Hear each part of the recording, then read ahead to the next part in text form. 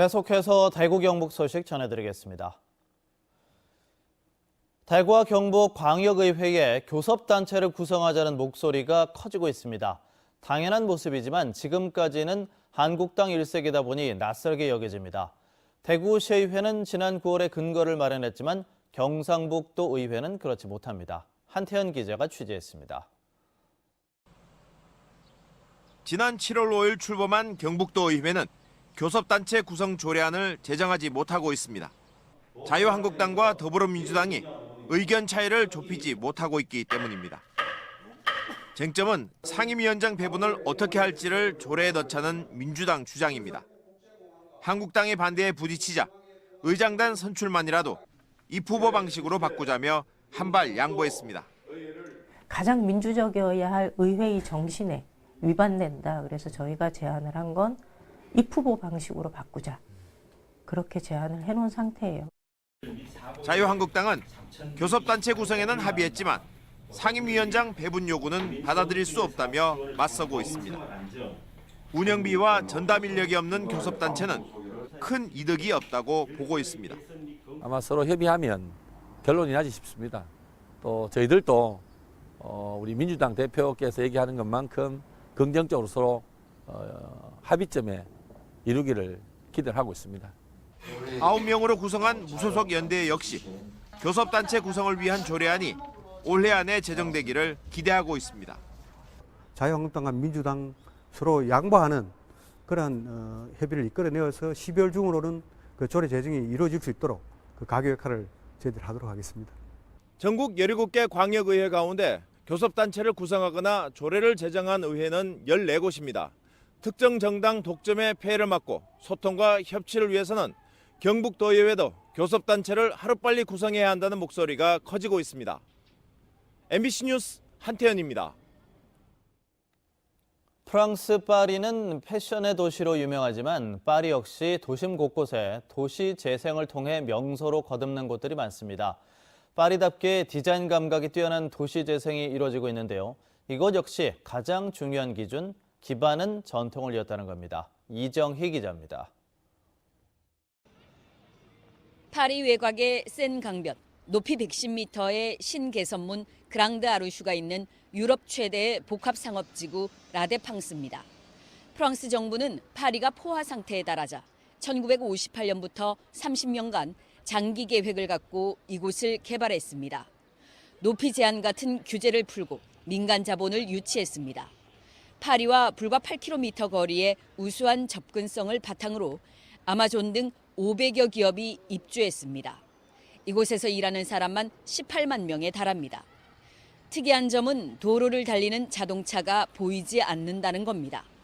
라데팡스의 지상은 모두 보행자 공간이고 전철과 지하철 등 대중교통은 지하 복합 역사 한 곳에 모았습니다. Non, parce que moi j'arrive à la gare de Lyon. Donc il y a tous les RER A, tout donc et après même pour visiter quoi, c'est très facile. 보행자 중심 도시 라데팡스가 세계적으로 성공한 신도시 개발 사례로 꼽히는 이유입니다. 파리 남동쪽 12지구, 지상 10m 높이의 나무와 꽃, 연못이 어우러진 세계 최초의 공중정원이 4.7km나 늘어서 있습니다. 파리 시민들은 여기서 조깅과 산책을 하고 책을 읽고 점심을 먹습니다. C'est très agréable comme endroit. À mon avis, ils sont archi contents. Pardon, ils sont ravis.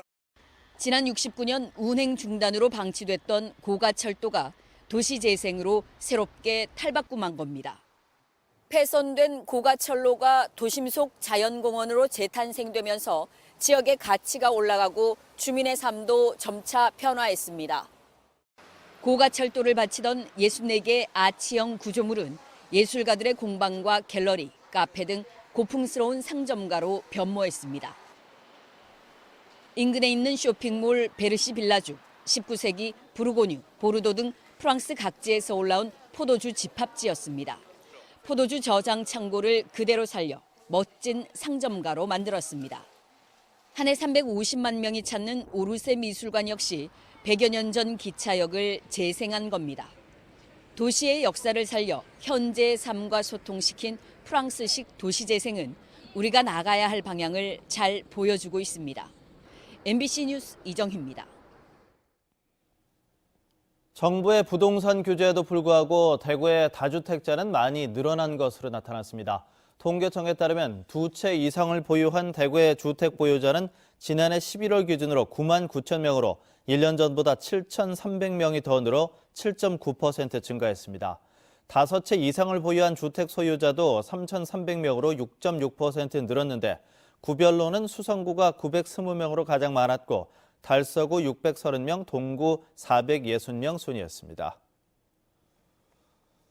대구 교육감 선거에 출마한 후보를 비방하는 댓글을 단 주부에게 벌금형이 선고됐습니다.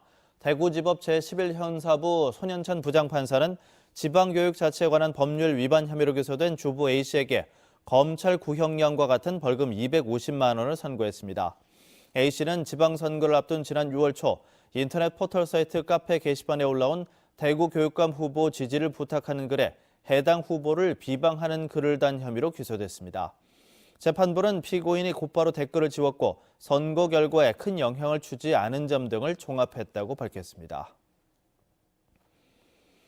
한편 대구검찰과 대구법원이 선거법 위반 사건에 대해 다른 잣대를 적용해서 형평성 논란이 일고 있습니다.